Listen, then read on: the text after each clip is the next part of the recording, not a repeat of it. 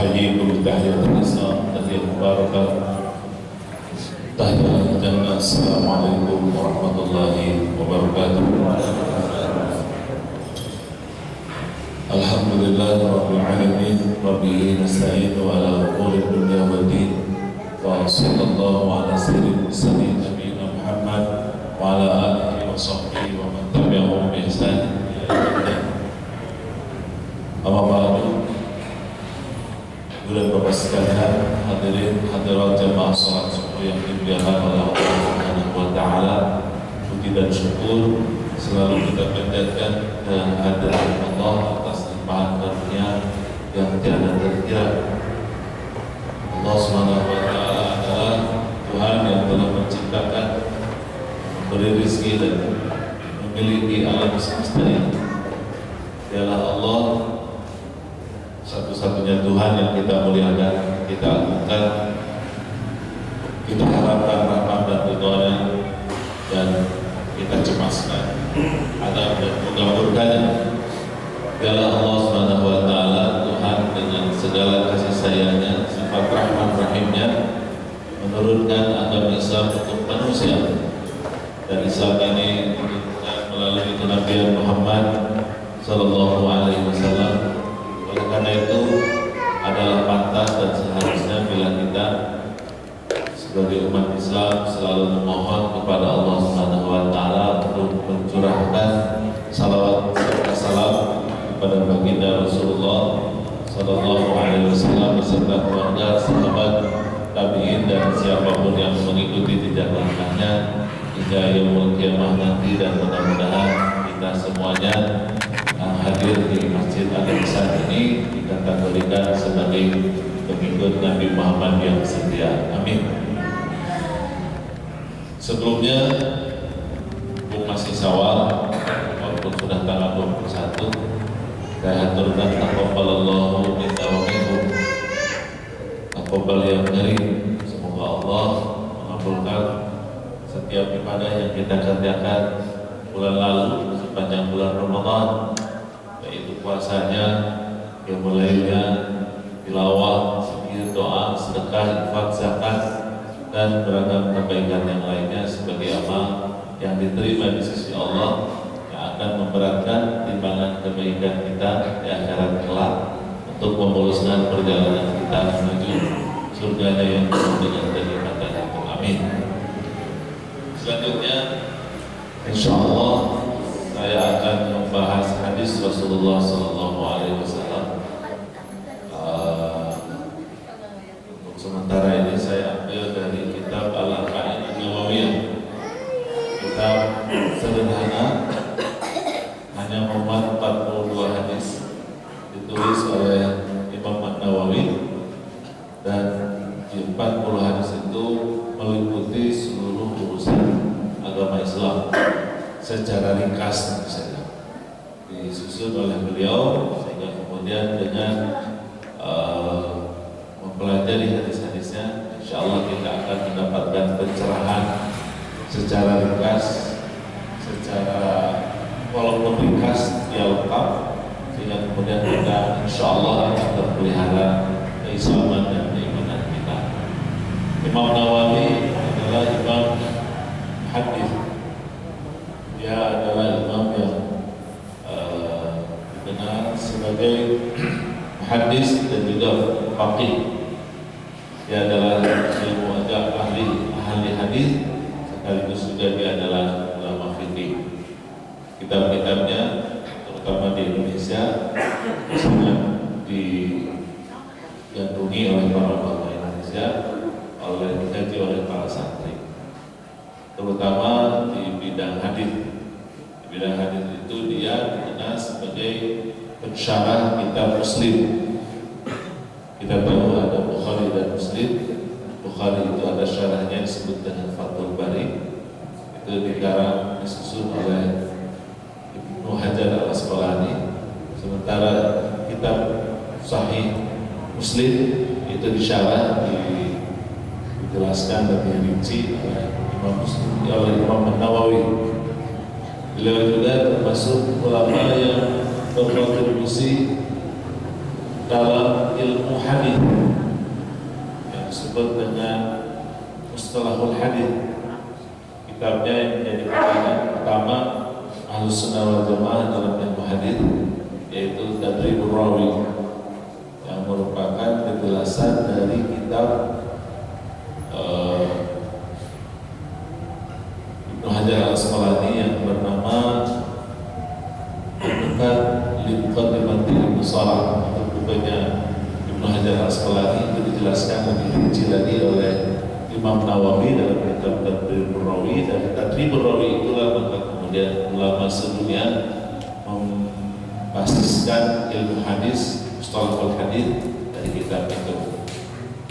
Beliau juga menulis buku populer yang sangat populer tentang hadis. Pertama adalah Arba'in Nawawiyah.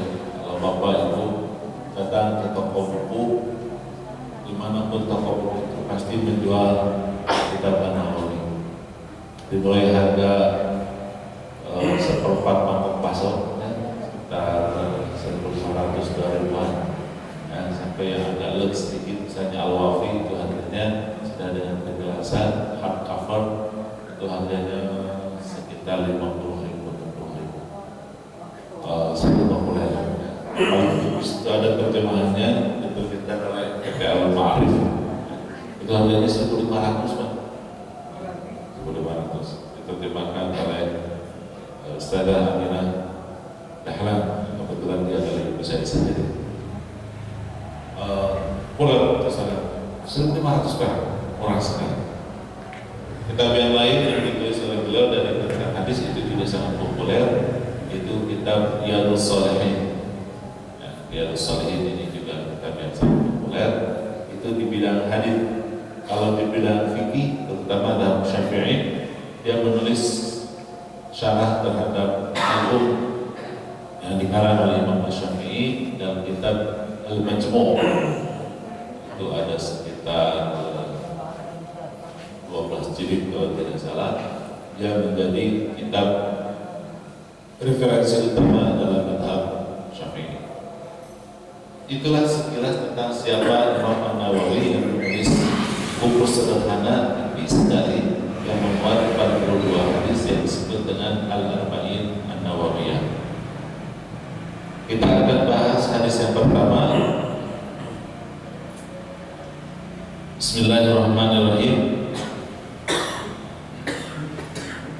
An Abi Hafsin Amirul Mukminin Umar bin Khattab radhiyallahu anhu qala sami'tu Rasulullah sallallahu alaihi wasallam yaqul innamal a'malu binniyat wa innama likulli imri'in ma nawa faman kanat hijratuhu ila Allah wa rasulih fa hijratuhu ila Allah wa rasulih wa man kanat hijratuhu lidunya yusibuha aw imra'atin yankihuha fa hijratuhu ila ma hajara ilaihi. Rawahu Al-Bukhari wa Muslim fi Sahihihima. Cek 1, 2, 3. Apa? Cek 1, 2, 3 semuanya ya.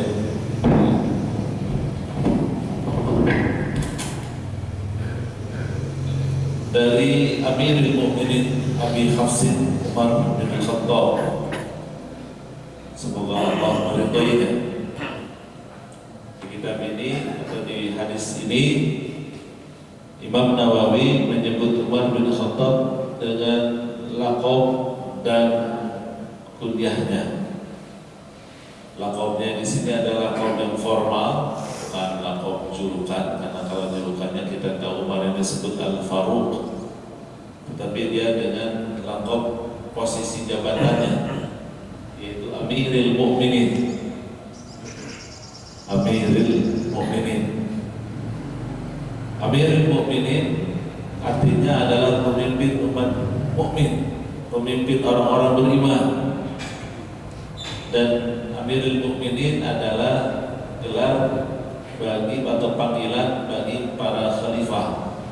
Jadi para khalifah itu dipanggilnya Amirul Mukminin. Tetapi yang pertama menggunakan gelar Amirul Mukminin ketika Abu Bakar radhiyallahu anhu menjadi pengganti Rasul sebagai khalifah, beliau tidak digelari dengan Amirul Mukminin. Apa yang menjadi sebab? Yang menjadi sebab karena bagi Abu Bakar radhiyallahu anhu khalifah itu sudah cukup. Karena khalifah itu artinya pengganti, dan beliau itu adalah penggantinya Rasulullah. Maka Abu Bakar radhiyallahu anhu dia adalah khalifatul Rasul, sehingga dia tidak disebut Amirul Mukminin. Ketika Umar menjadi penggantinya Abu Bakar, nama resmi gelarnya itu adalah Khalifatul Rasul. Dia adalah penggantinya Rasul. Khalifatul Rasul. Umar berpikir, kalau aku nanti wafat, maka penggantiku adalah mendingan kita lagi lah. Tidak nyaman juga. Jadi dijelasin tadi. Tapi ini juga lupa dengan. Ya apa-apa. Apa lupa lagi maksud kemana? Umar berpikir, kalau aku nanti wafat, pengganti aku nanti namanya gelarnya adalah Khalifatul Rasul. Nah, kalau penggantiku juga nanti wafat, namanya jadi Khalifati Rasul. Kalau 20 generasi berikutnya itu namanya panjang banget. Khalifati Rasul. Oleh karena itu, siapapun pengganti dari seorang khalifah, maka dia adalah Amirul Mukminin. Sehingga karena dialah yang pertama menisbahkan dengan nama Amirul Mukminin, sehingga di kitab-kitab hadis apabila menceritakan masa kekhilafahan Umar, maka Umar ini lebih dikenal dengan Amirul Mukminin. Walaupun nanti Utsman, Ali, Muawiyah dan seterusnya, ya sampai dengan yang terakhir, tetap mereka juga memiliki gelar Amirul Mukminin. Begitu ya. Tapi Amirul Mukminin di kalangan para muslimin itu tentunya dimaksud adalah Sayyidina Umar.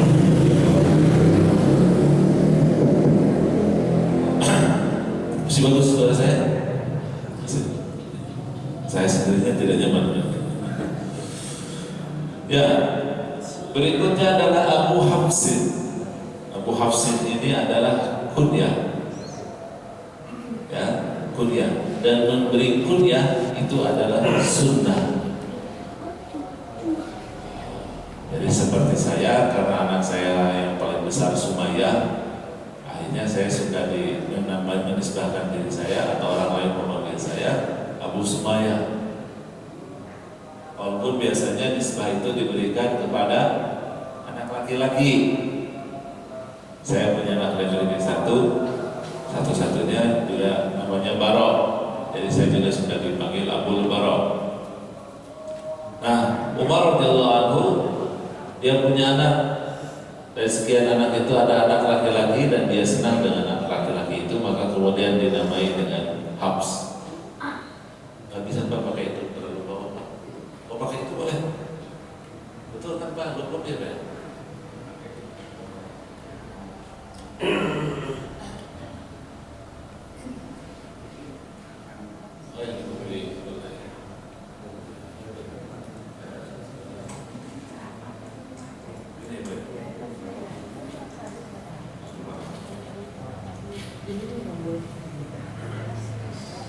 Ini bagus. Oh, jadi saya bisa ngompe panel ya? Nggak boleh ngomong saya. Terima kasih Pak. Barusan sampai mana? Abu Hafsin ya. Dia punya nama, anaknya Hafs. Ada nama yang lain, ada Abdullah, ada Asim. Itu belasan kalau tidak salah. Nikahnya sering. beliau ini. Jadi relatif banyak istri beliau. Tapi saya tidak akan bahas soal banyak istri. Radhiyallahu anhu, Umar Al-Khattab. Umar putra Al-Khattab, dia dari Muhajirin, masuk Islam di saat awal-awal Islam, kalau tidak salah tahun ke-6 atau ke-7 Hijriah dia masuk Islam. Dia dari Bani Adi. Dia ini adalah tokoh yang sangat luar biasa di saat jahiliyah, berpostur tinggi besar. Konon katanya kalau naik keledai itu kakinya nyampe ke kakinya, ya. Kayak kita naik Honda Beat lah begitu kira-kira.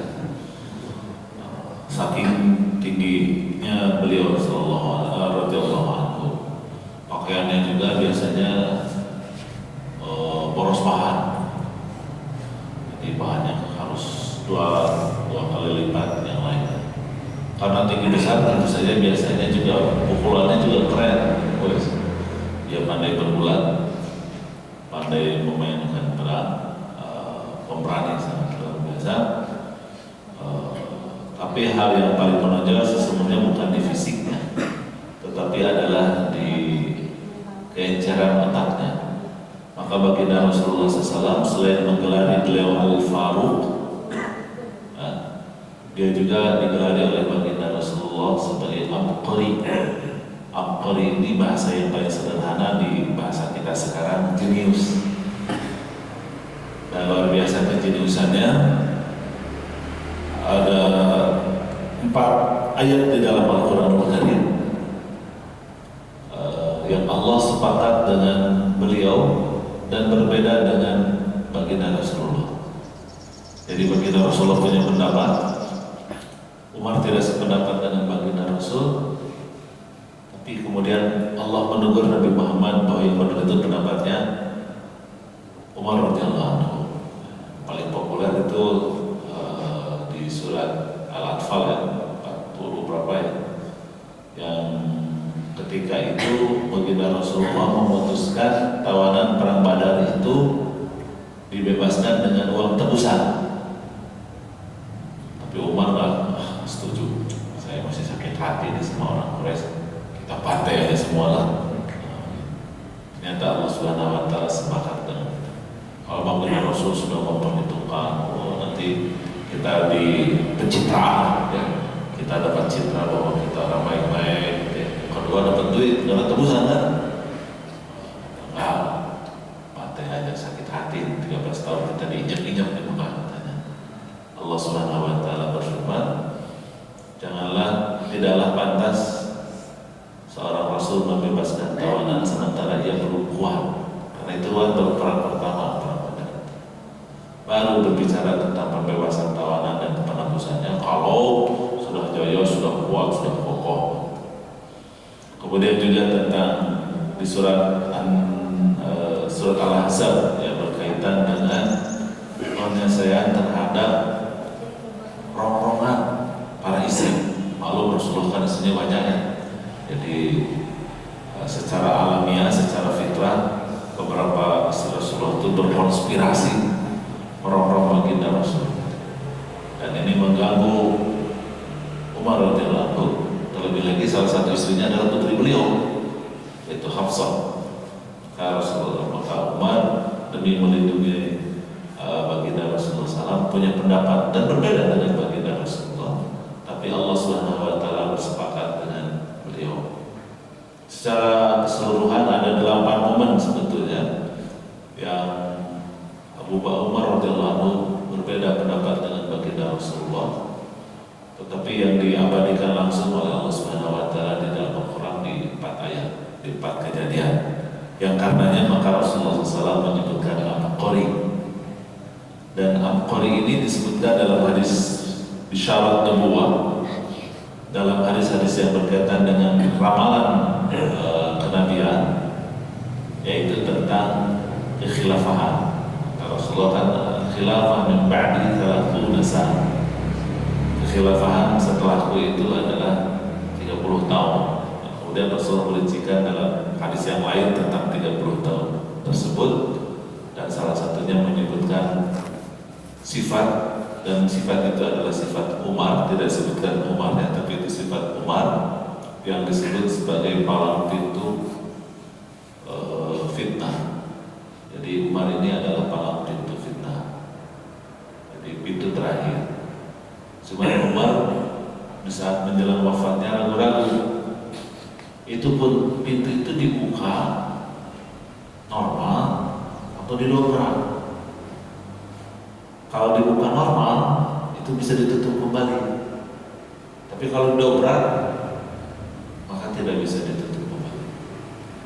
Untuk meyakinkan itu dia nanya kepada periwayat hadis-hadis Misyarat Nubuwah, hadis-hadis fitnah, yaitu Hudzaifah bin Yaman, dan kata Hudzaifah bin Yaman,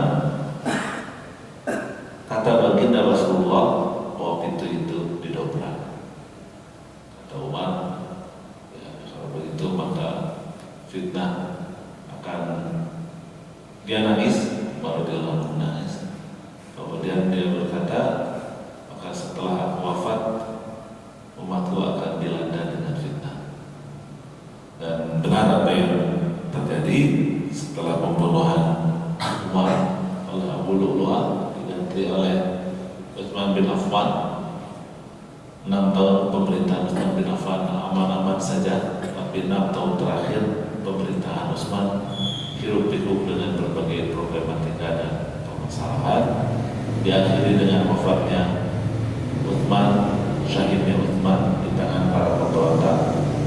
Kemudian berikutnya 6 tahun terakhir Sayyidina Ali juga hiruk-pikuk dengan fitnah, sehingga Ali pun juga terbunuh. Kemudian kekhilafahan diwasiatkan kepada Hasan bin Ali. Hasan bin Ali mengundurkan diri, dan akhirnya kaum muslimin ketika itu bersepakat untuk mengangkat Muawiyah sebagai khalifah. Dan Muawiyah ini dalam pidato pertamanya mengatakan, ana akhirul khulafa wa awwalul muluk. Aku ini adalah penutup para khalifah dan pengawal dari raja-raja. Kenapa? Karena kata Rasulullah, al-khilafah min ba'di 30 sana, bahwa kekhilafahan setelahku itu 30 tahun. Jadi kalau dihitung 30 tahun tadi adalah 2 tahun Sayyidina Abu Bakar radhiyallahu anhu, kemudian 10 tahun Sayyidina Umar, 12 tahun Sayyidina Utsman bin Affan, dan 6 tahun Sayyidina Ali bin Abi Thalib, total 30 tahun. Ringkasnya begitu tentang kekhilafan Umar. Lebih jelasnya silakan nonton film Umar, ya, yang dirilis oleh NBC, Middle East Broadcasting Corporation, ya, yang populer 2 tahun yang lalu ya di TV Indonesia disiarkan. Berikutnya hadisnya. Hadisnya. Qala sami'tu Rasulullah. Berkata Umar, aku mendengar Rasulullah. Yaqulu, berkata, aku mendengar Rasulullah berkata. Kemudian sabda Rasulullah sampaikan, nama malam ya. Bila hadis semodel begini, ini adalah kategorinya adalah kategori qauli. Jadi dari sisi matan sebetulnya nanti hadis itu terbagi kepada 5 tampilan. Ada 5 fitur. Nah, kalau bahasa handphone ya, 5 fitur. Nah, apa hadis itu? Secara definitif kata para ulama, hadis itu adalah maja'a anin Nabi sallallahu alaihi wasallam. Maja'a anin Nabi sallallahu alaihi wasallam. Kalau dihafidhkan, diterjemahkan secara letterlek, apa-apa yang datang dari baginda Rasul. Tapi saya dalam penjelasan selalu mengatakan apapun riwayat tentang Rasulullah. Apapun riwayat tentang Rasulullah, itulah yang disebut dengan hadis. Dan dia memiliki 5 fitur. Fitur pertama adalah qaul, sabda, makanya disebut hadisnya qauli. Apa itu artinya Ustaz? Sabda. Yang kedua adalah fi'li. Fi'li itu perbuatan.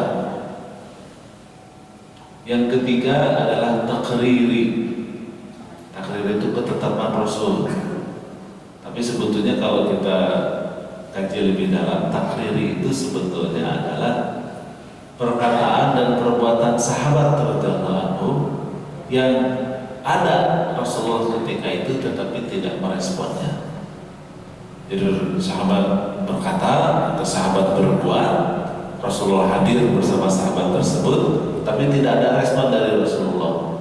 Apakah menganggukkan kepalanya atau menggelengkan kepalanya, ataukah tertawa terbahak-bahak, atau marah memerah wajahnya, atau juga kata-kata dari baginda Rasul. Itu tidak ada respon, dibiarkan begitu saja.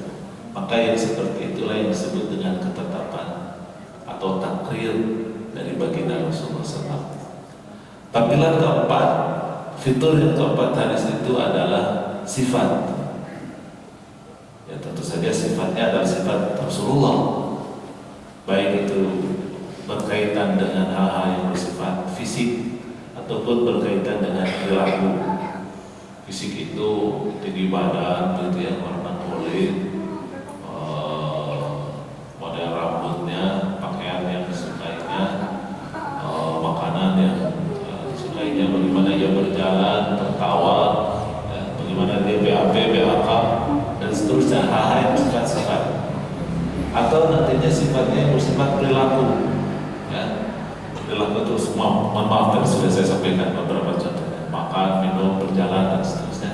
Itu adalah yang disebut dengan sifat baginda Rasul. Yang kelima adalah sirah. Sirah itu bahasa yang populer adalah biografi. Kalau saya terjemahkan, sirah itu adalah peristiwa yang dialami baginda Rasulullah yang disusun secara kronologis. Peristiwa yang dialami baginda Rasulullah yang disusun secara kronologis. Nah, itu yang disebut dengan sirah. Dan tentu saja nanti sirah berkaitan dengan tempat, dengan waktu, dengan pelaku, dan juga dengan peristiwa. Ya, ada tempat, ada waktu, ada pelaku, ada peristiwa yang mengiringi perjalanan hidup baginda Rasulullah SAW. Itu adalah sirah.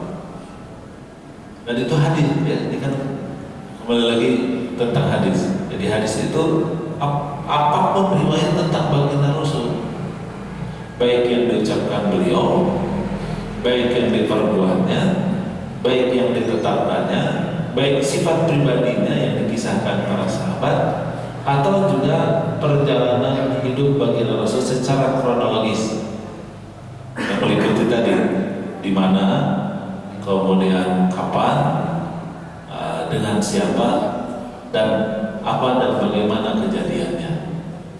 Ya, bahasa populernya apa namanya? 4W 1H. Ya, itu yang disebut dengan kronologis. Atau apa? Itu yang disebut dengan sirah.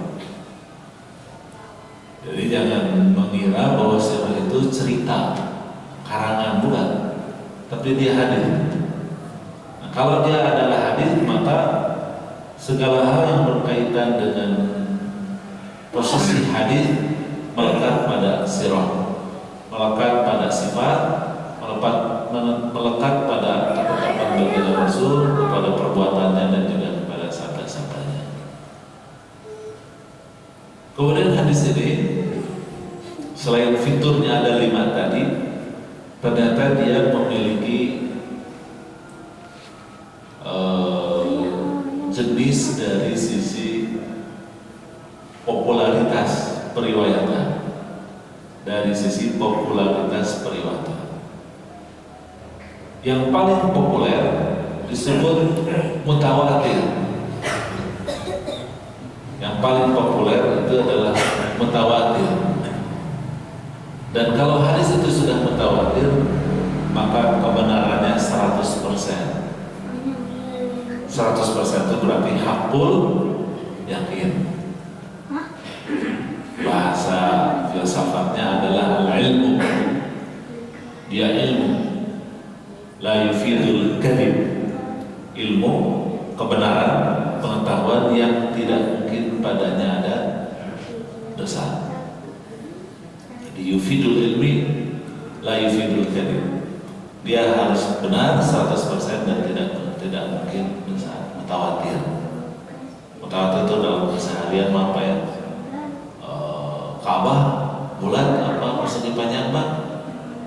Ka'bah.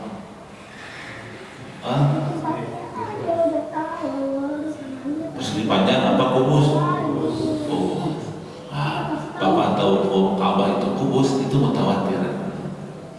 Ya. Kalau ibu kota Indonesia Jakarta apa Garut Pak? Nah, pengetahuan bahwa ibu kota Indonesia adalah Jakarta itu mutawatir, nggak ada yang mendustakannya. Itu kira-kira. Matahari terbit dari barat atau dari timur. Nah, kalau kita menyebutkan matahari terbit dari timur itu mutawatir. Artinya tingkat kebenarannya berapa tadi? 100%. Yang kedua, yang tingkat kebenarannya itu di bawah 100%. Di bawah 100%. Nah, yang di bawah 100% ini disebut dengan ahad. Hadis ahad, ada mutawatir, ada ahad. Ahad itu bukan artinya hadisnya keluar dari minggu aja, bukan. Ahad di sini adalah kebalikan mutawatir, artinya tingkat kebenarannya di bawah 100%. Tahu kan di bawah 100% Pak? Hah? Berapa persen di bawah 100% Pak? Dari 99,99 sampai dengan 0, sekian 0,0001%. Bukan 0%, kalau 0% itu nanti itu adalah al-kadhib, al-jahlu, 0. Tapi kalau sudah di atas 0, maka dia adalah ahad. Ya. Walaupun nanti ada dua, ada zon di atas 50%, ada syak. Syak itu di bawah 50%. Tapi kalau sudah 0 atau apalagi minus, itu adalah al-jahl. Nah, ada hadis-hadis yang tingkat popularitas periwayatannya itu adalah di bawah 100%, dan itu adalah ahad. Nanti ahad juga ada macam-macam. Ada masyhur itu yang paling dekat dengan mutawatir, 99,9% itu kira-kira itu masyhur. Ada aziz, ya, ada gharib. Nah, gharib ini adalah jenis hadis yang paling mayoritas. Jadi dari sisi popularitas periwayatan, paling mayoritas itu hadis-hadis gharib. Termasuk hadis yang kita bahas ini, hadis pertama di kitab Arba'in tentang niat ini adalah kategorinya hadis gharib. Kebenarannya di bawah 100%. Itu bab kebenaran dari sisi popularitas riwayat. Yang ketiga, hadis ini juga dibagi dari sisi diterima dan ditolak. Jadi ada hadis makbul, ada hadis mardud. Makbul itu apa? Terima. Kalau mardud, ditolak. Dari pembagian ini maka saya membaginya 4. Tapi kalau Bapak nanti buka buku-buku tentang ilmu hadis, wah salah nih, susah Iman, kok di sini 3? Ya memang saya tambah 1 Iman. 3 tambah 1 kan 4 banyak. Nah, yang 3 itu adalah hadis sahih, hadis hasan, hadis dhaif. Saya tambah 1, yaitu hadis maudhu. Kenapa Ustaz ulama-ulama hanya 3 tapi Ustaz tambah 1 lagi 4? Karena para ulama tidak ridho hadis palsu masuk hadis itu. nggak mau para ulama. Karena hadis itu sakral. Ada definisinya apa? Apapun riwayat tentang Rasulullah palsu. Kenapa yang palsu dianggap riwayat tentang Rasul? Nah, gitu. Bisa dipahami ya. Jadi kenapa para ulama membaginya cuma 3 aja? Ada apa tadi? Sahih, terus hasan dan dhaif. Tidak disebutkan maudhu sebagai bagian hadis. Padahal sesungguhnya kalau kita kaji ilmu hadis lebih mendalam, maka hadis maudhu itu juga judul tersendiri. Saya aja dulu belajarnya itu 2 semester ya. Alhamdulillah lulus dari itu waktu saya kuliah. Itu 2 semester membahas hadis palsu. Tapi para ulama tidak ridho yang bukan hadis dimasukkan kepada kategori hadis. Karena dalam ilmu hadis dhaif juga hadis. Sahih itu pernyataan yang benar. Dhaif juga hadis. Makanya yang dhaif masuk kategori hadis. Kalau maudhu tidak, karena palsu. Namanya palsu masa disebut hadis. Jadi kalau istilah sekarang itu, kalau dhaif itu adalah hadis KW. Kalau hadis maudhu itu bahasa kita sekarang replika, palsu, dia bukan hadis. Kalau KW kan masih bisa dipakai gitu. Tapi kalau sudah palsu ya kayak handphone kan ada yang ada ori, ada KW, ada display ya cuma casingnya doang, ada isinya. Gitu. Itu kalau membandingkannya. Nah, menarik ketika ulama membahas tentang diterima dan ditolaknya hadis yang kemudian menjadi kategorisasi atau ada kodifikasi sahih, hasan, dhaif, terus maudhu lah, itu tambahan dari saya. Itu ternyata didasarkan kepada kriteria kitab Sahih Al-Bukhari. Jadi Imam Al-Bukhari ini menulis banyak kitab. Nah, kitab yang paling populer adalah namanya kitab Al-Jami' As-Sahih atau Jami' As-Sahih. Nah, di kitab Jami' As-Sahih, Jami' As-Sahih itu kalau diterjemahkan kumpulan hadis-hadis sahih. Beliau menetapkan kriteria tentang hadis itu adalah sahih. Dan kriterianya itu dia sebutkan ada 5 poin. Ada 5 poin si hadis itu disebut sahih. Pertama, muttasil sanad. Sanadnya bersambung. Tahu Pak sanad? Apa sanad? Rangkaian rawi dari pencatat hadis sampai kepada sahabat radhiyallahu anhu. Rangkaian rawi itu para perawi, para yang meriwayatkan hadis itu disebut dengan rawi. Nah, rangkaiannya dari pencatat hadis sampai dengan sahabat radhiyallahu anhu itu adalah sanad. Muttasil artinya nyambung. Jadi sanadnya nyambung. Dan Bukhari ini ketelitian yang tidak dimiliki oleh ulama yang lainnya adalah ketika menentukan sambungan sanad ini. Sambungan sanad ini dipastikan. Jadi hadis-hadis yang diriwayatkan oleh Imam Bukhari sanadnya pasti bersambung, bukan lagi mungkin bersambung.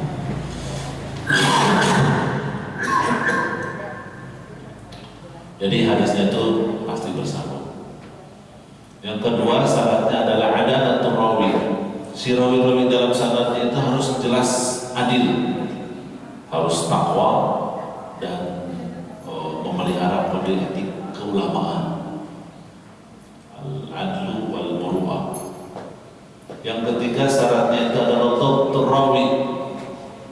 Harus yakin bahwa ketika hadis itu diriwayatkan oleh seorang rawi, si rawinya itu dalam kondisi normal dengan hafalan yang sempurna, belum pikun atau masih kanak-kanak, tapi dia sudah dalam menyampaikan riwayat itu, menerima dan menyampaikan riwayat itu pada posisi yang hafalannya sempurna, belum tidak sedang bocah, tidak juga sudah pikun, atau dia punya kesibukan yang dengan kesibukannya itu maka hadisnya menjadi tercampur baur dengan kesibukannya, mungkin pedagang, mungkin qadhi, mungkin panglima perang, mungkin kepala gitu ya, tidak tercampur dengan kesibukan yang lain.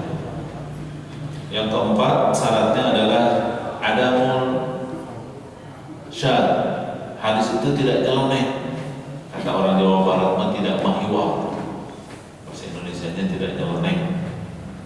Jadi dia masuk kepada umuman, tidak kepada sesuatu yang syad, yang nyeleneh, yang berbeda.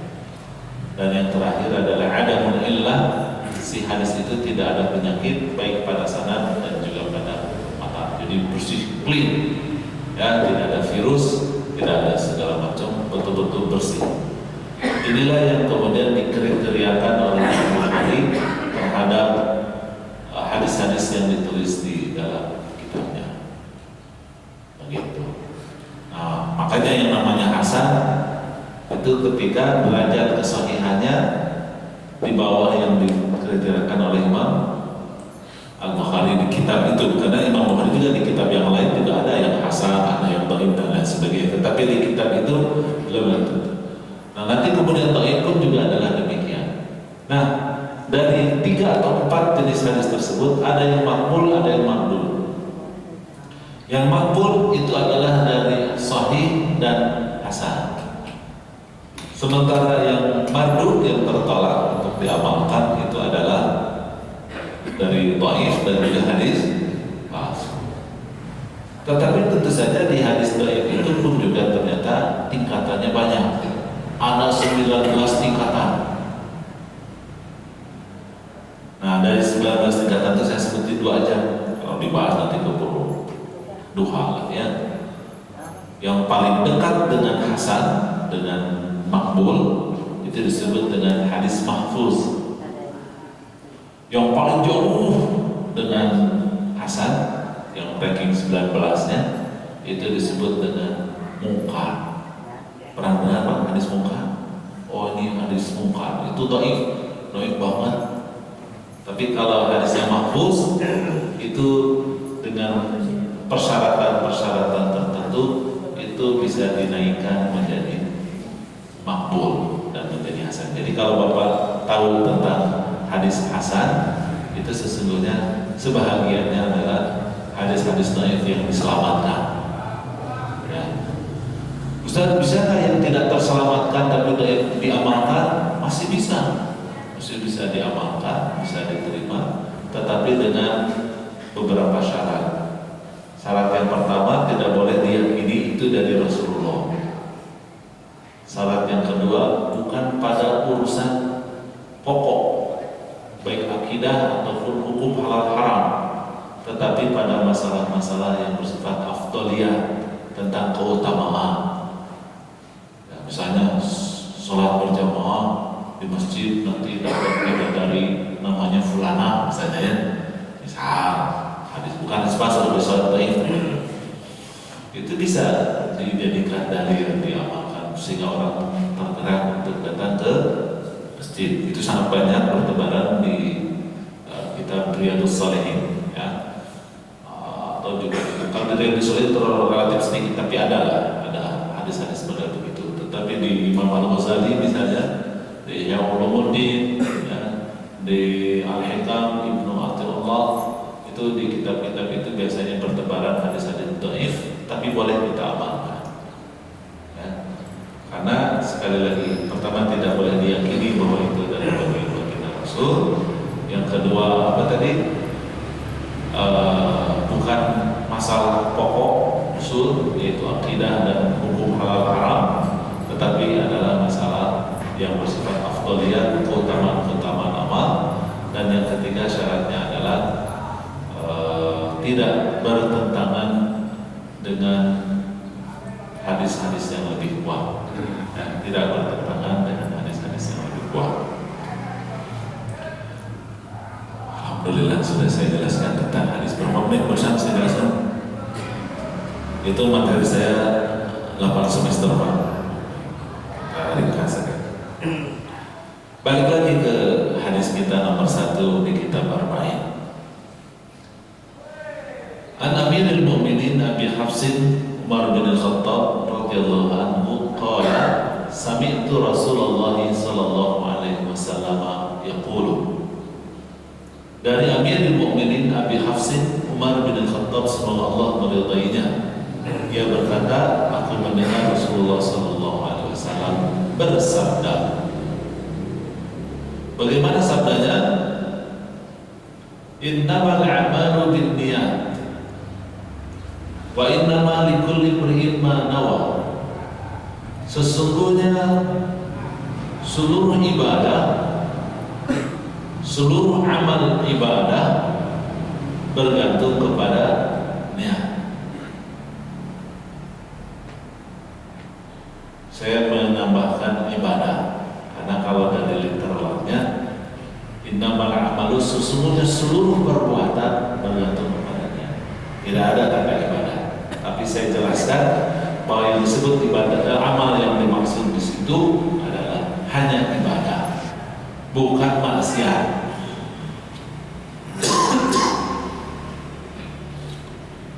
Saya memang belum tamat nyawalan saya.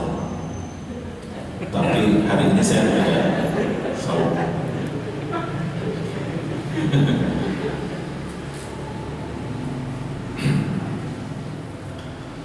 Innamal a'malu binniyat. Sesungguhnya seluruh amal ibadah itu bergantung kepada niat. Ya, saya tafsirkan, jelaskan bahwa yang disebut dengan mana belum ditusuk ini. Oh ini udah. Subhanallah. Terima kasih jazakallah.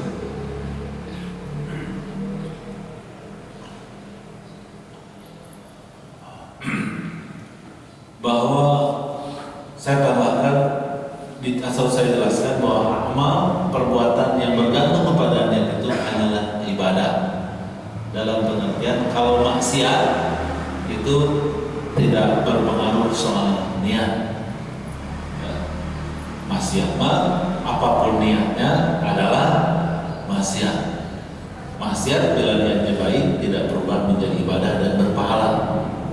Wah, saya mau korupsi aja. Ini kan korupsi demi umat ini. Tidak bisa. Saya mau bersinar. Kenapa kamu bersinar? Aduh, dia cinta sama saya cinta sama dia. Kita saling bercinta dan bersinar. Tidak bisa. Ya. Jadi yang namanya maksiat, apapun niatnya, sebaik-baiknya niat tetap adalah dosa dan tidak berpahala. Jadi kita ini susah. Kalau ibadah belum tentu ada pahalanya. Karena apa tadi? Niat bergantung kepada niatnya. Jadi ibadah itu belum tentu diterima oleh Allah. Kalau maksiat pasti disiksa oleh Allah, pasti ditolak oleh Allah. Tapi kalau kita ibadah belum tentu. Karena belum tentu kata Allah Subhanahu, kata Rasulullah, innamal a'malu binniyat. Ibadah itu bergantung kepada niatnya. Diperjelas lagi pernyataan ini, diperjelas lagi oleh Rasulullah SAW. Wa innama likulli imrin ma nawa. Karenanya setiap orang hanya akan dipahalai oleh Allah Subhanahu wa taala dari ibadahnya seukuran sesuai dengan kadar niatnya. Karena amal ibadah itu bergantung kepada niat, maka Allah akan mempahalai seseorang dari ibadah-ibadahnya sesuai dengan kadar niat. Ini adalah teori nazari, nazariyah. Jadi teori tentang niat itu begitu. Ini saya perjelas karena kalau diartikan secara harfiah ini suka melebar kemana-mana dan tidak fokus. Dan kita fokus apa yang dimaksud oleh baginda Rasul, itu yang saya jelaskan barusan. Bahwa setiap amal ibadah itu bergantung kepada niatnya. Artinya kalau ibadah belum tentu diterima. Tapi yang namanya maksiat pasti ditolaknya. Oleh karena itu jangan pernah berpikir niat dalam bab maksiat. Apapun niatnya, sebaik apapun, setulus dan seikhlas apapun niatnya, ketika berbuat maksiat tertolak. Nah, ini konsep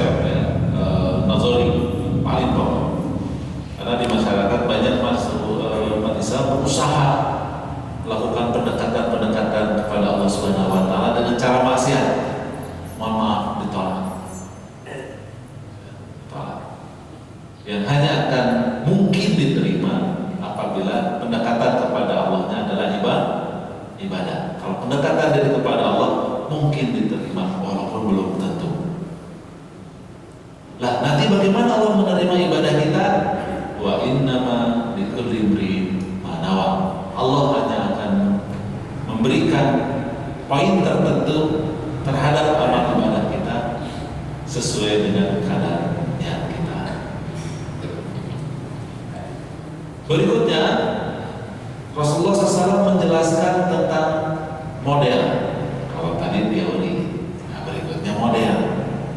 Contoh bagaimana niat itu berfungsi, bagaimana ibadah itu dilakukan.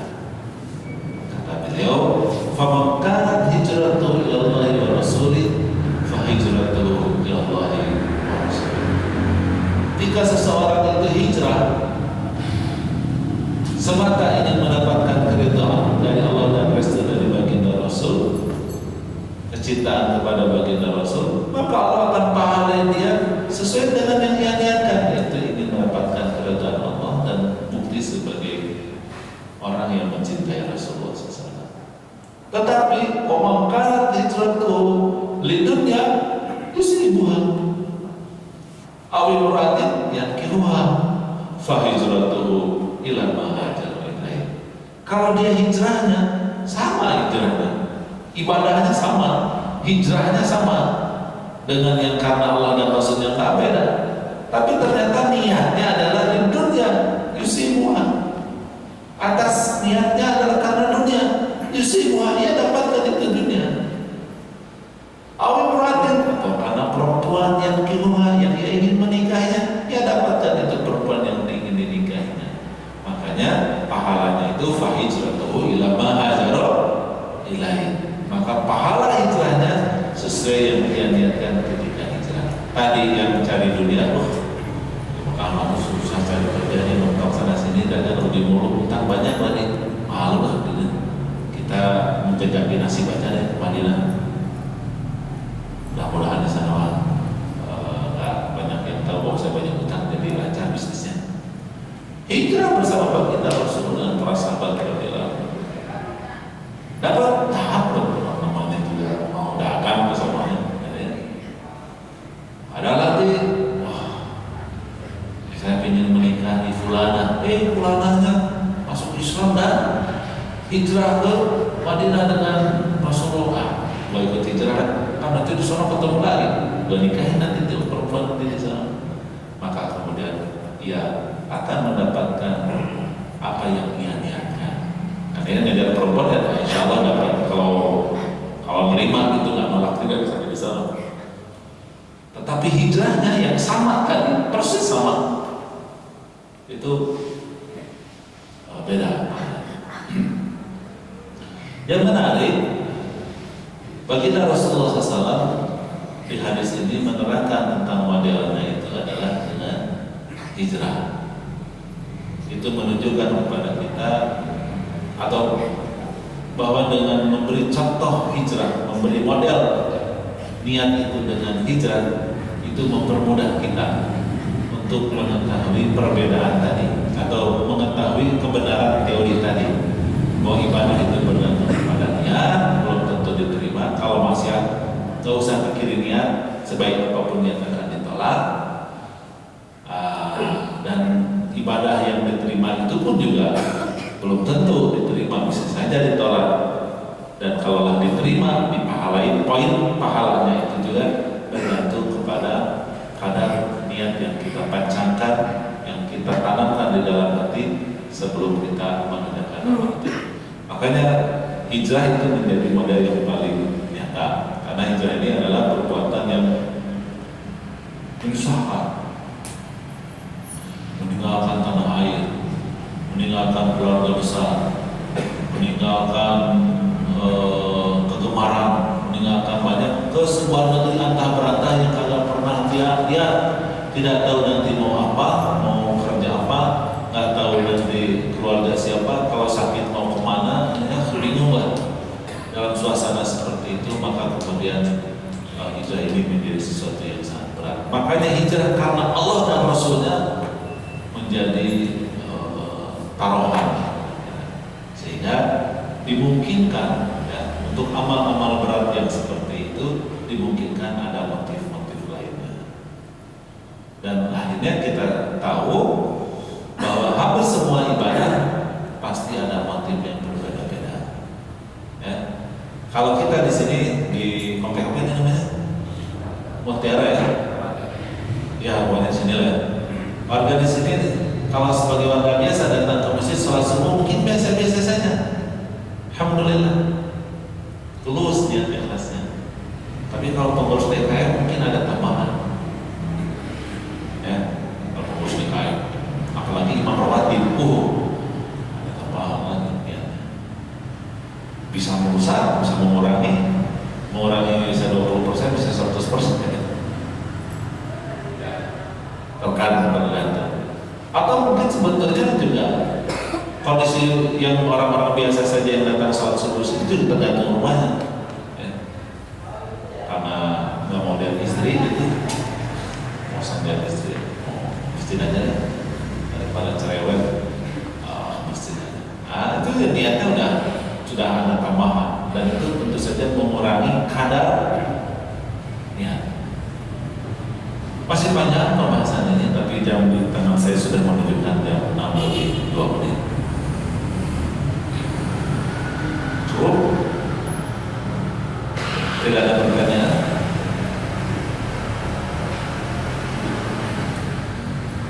Baik, dibuka yang pertama aja karena perlu waktu. Jadi kalau misalkan ada yang bertanya silakan kita batasi 3 pertanyaan. Insya Allah dijawab langsung oleh ustaznya. Silakan. Ada ustaz? Waalaikumsalam. Saya ambil dari contoh di sore kemarin. Apakah di dalam kitab satu pembelajaran inisiatif yang kita tentukan ahad dan tidak diterima atau mardud, karena dari sisi makan maupun cara melihat isi dan kondisi itu tidak masalah. Oke. Di kitab Al-Bukhari yang mutawatir sedikit, mayoritas adalah ahad, kecuali Al-Quran. Al-Quran itu mutawatir. Al-Quran itu hadis ya. Al-Quran itu hadis. Sabda Rasulullah, qauli. Jadi Al-Quran itu hadis sabda Rasulullah SAW. Cuman sabdanya dari siapa? Dari Jibril dan kategorinya Quran, sehingga dia dipastikan riwayatnya mutawatir. Kalau riwayatnya mutawatir berarti berapa persen tadi? 100%. Jadi seperti benarnya, jadi setiap huruf Al-Quran Karim, setiap ayat Al-Quran Karim itu benarnya sebagaimana benarnya matahari pasti terbit di sebelah timur. Selain Al-Quran Karim di kitab Al-Bukhari pasti ada, tetapi jumlahnya sedikit. Mayoritas hadis yang ada di Sahih Al-Bukhari itu adalah hadis ahad. Berarti tingkat kebenarannya di bawah 100%. Di bawah 100% itu adalah dari mulai 99,99% gitu kan sampai dengan. Nah, apakah di hadis Al-Bukhari itu ada yang di bawah 50% kebenarannya? Tidak ada.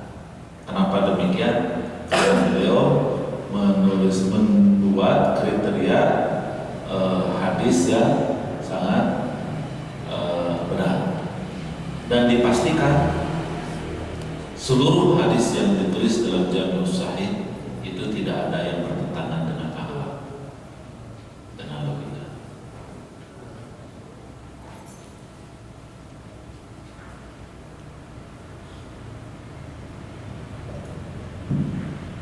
Baik, kalau misalkan masih ada, silakan Bapak maupun Ibu diberikan kesempatan untuk bertanya.